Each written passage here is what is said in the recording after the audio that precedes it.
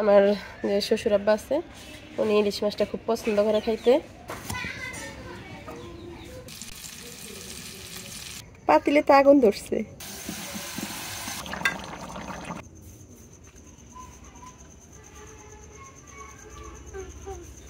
আনা তাকে গল্প করে যে নৌকা মধ্যে রান্না খাইছি না, একদিন তাকে রান্না খেলে দেখলেন না ইলিশ মাছ ফ্রিজ আসছে কুতিরি আরো এলা মনে যে আগুন মাছ মনে করে নামলি গেল গোদাইছিল ফ্রিজ আসছে আরো বড় বড় ছয়টা রেখে গোদাইলিস মনে করেন জানি মনে করেন মাইরা নাই মনে হয় পড়তে পড়তে আবার দুধ পরে মাছ নাই দেওয়াকে নাই মিলিয়ে যায়। আবু মাছ কিনে দিতে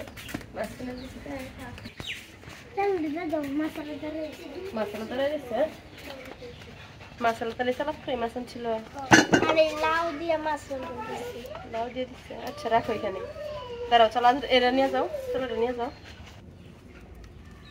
দাঁড়াও নিয়ে যাও।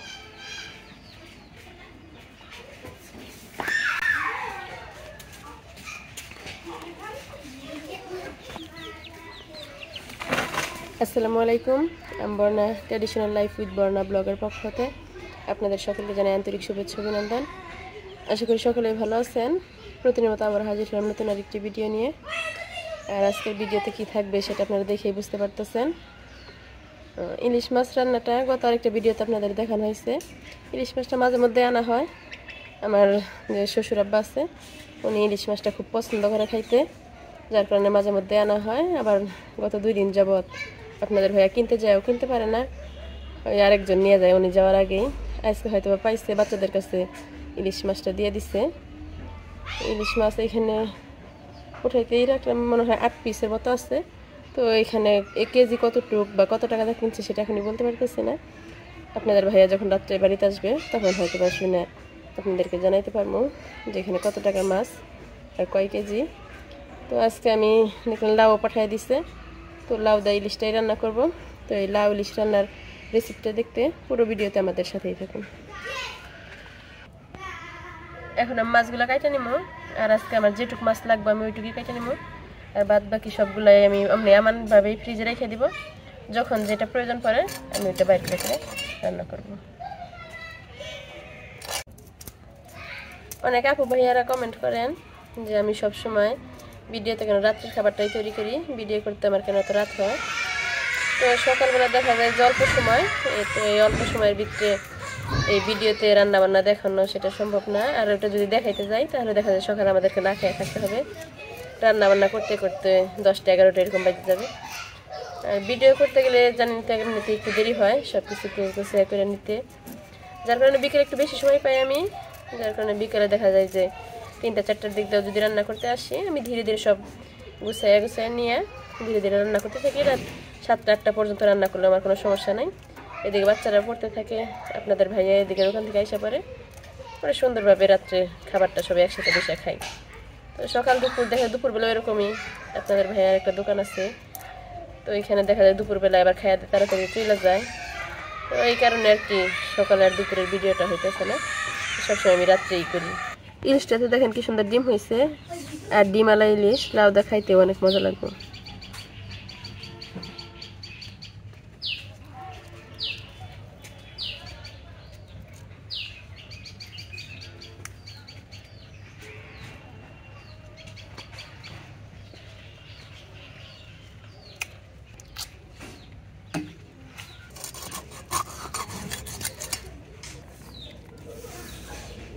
রান্নার জন্য আমি এতটুকু মাছ কেটে নিচ্ছি, একটা বড় মাছ কাটছি আর একটা ছোট মাছ কাটছি।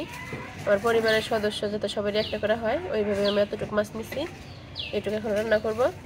আর বাদ বাকি এখন আমার এতগুলো মাছ রয়েছে। তো এটা যে দেখতেছেন এর থেকেও যে বড় একটা ছিল ওইটা আমি রান্না করছি।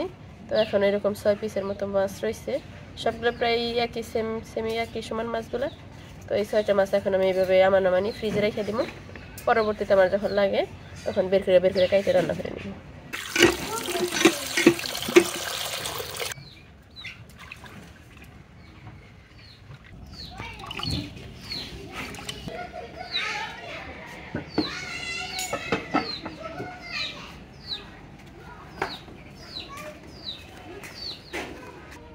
লাউটা যে বড় দেখে মনে হইতেছে বয়স হবো লাউটা, তবে এখন আবার ফুলও পড়ে নাই।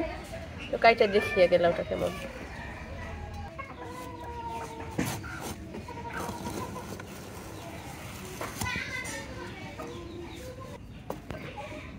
রান্নার জন্য আমি সবকিছু গুছিয়ে নিচ্ছি, এবারে মশলা দিয়ে ভালোভাবে মাছগুলো মাখাইয়ে ভেজে নিব।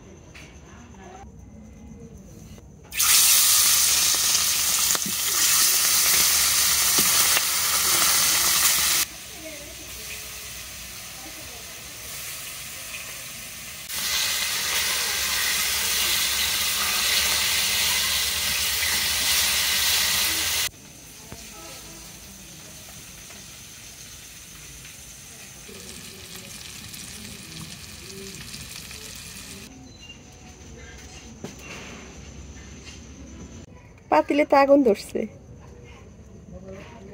রান্নার জন্য আমি কড়াইতে তেল দিয়েছি, এবার দিয়ে দেবো পেঁয়াজ কাঁচামরিচ।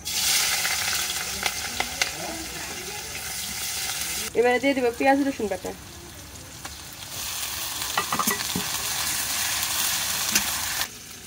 এবারে দিয়ে দেবো মরিচের গুঁড়া,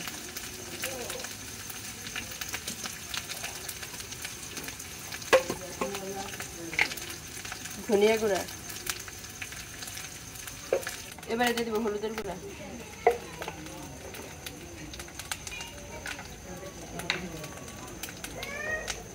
দিয়ে দিচ্ছি লবণ,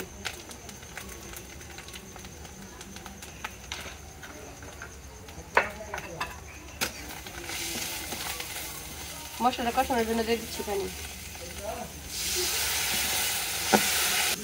মশলাটা কষানো হয়ে গেছে, এবারে লাউ দিয়ে দিব।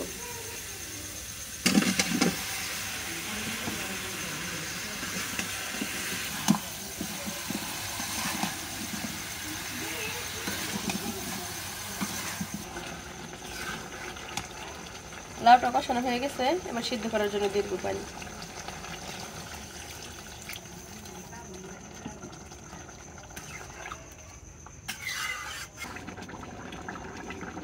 তরকারি রান্নাটা প্রায় হয়ে এসেছে, এবার মাছগুলো দিয়ে দিব।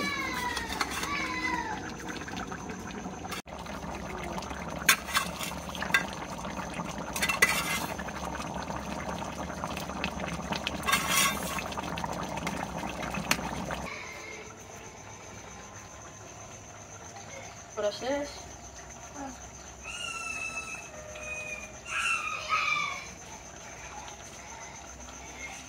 তরকারি হয়েছে, বেশি করে খাবার দিব।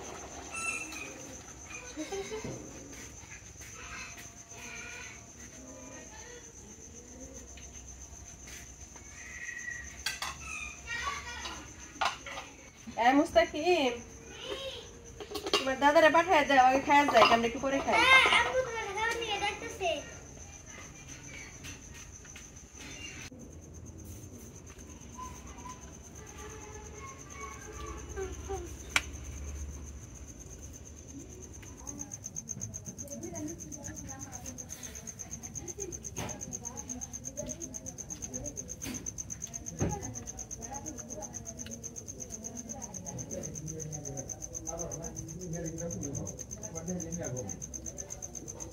তো যখন ইলিশ নেই, আগে যখন আপনারা ইয়ে করেছেন তখন বিশ্বাস করেন নাকি? আমরা তখন গল্প করেন যে নৌকা মধ্যে রান্না রান্না খাইছি না, একদিন তারপর রান্না খেলে দেখলেন না ইলিশ মাছ।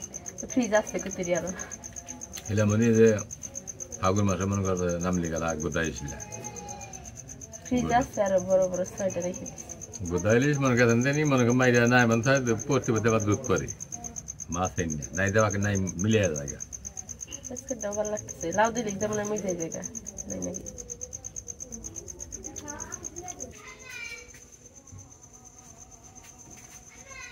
আয় মুস্তাকিম, তোমার আব্বুরে না খাইতে আসো। আব্বু আসা।